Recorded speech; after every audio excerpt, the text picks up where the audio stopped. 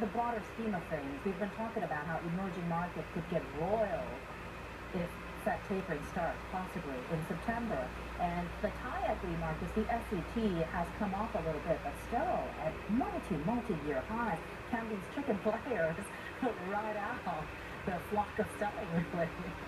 Well, the important thing to note is that the demand dynamics in an emerging economy are totally different to that of a developed economy. Therefore, in an emerging economy like Thailand or Indonesia, it is likely that the demand story will play out and will circumvent or overcome some of the difficulties that the short-term gyrations in prices may present. Yeah, the currency is another feature when you get into some of these companies. Yes. The Thai baht, the Indonesian rupiah, they've also come off a little bit. Yes. The currency fluctuation, is that at all going to be a hindrance to some of these players? The currency is very relevant. In other words, what we see as their cost of goods are principally items such as corn and soybeans. These are products that are principally denoted in US dollars. So if the US dollar depreciates, it could affect the cost of goods sold.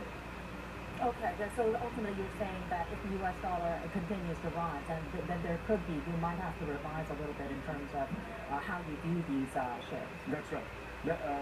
That could be the case. However, a lot of them have very strong brand positioning and have an integrated value chain.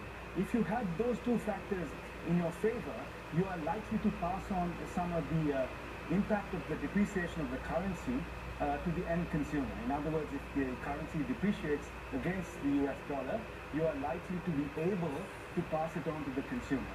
Okay, absolutely. And in terms of other calls out there, basically, you wanted to talk about these two shares, Jaffa Comfy along with Chowra and Pokpan. Are there any of the related plays that investors could look at?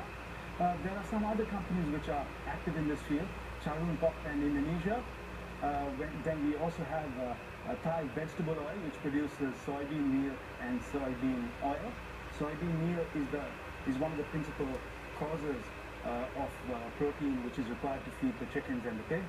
Therefore, it can be seen as a player on the rise of meat consumption in this region. It's a rising consumption story, especially as millions and hundreds of millions join the middle-income bracket in some of these emerging markets, such as Thailand and Indonesia. Very nice to hear your thoughts. Thank you so much for your time. Thank you. Always nice to talk to Nirgunan Tiruchelvam.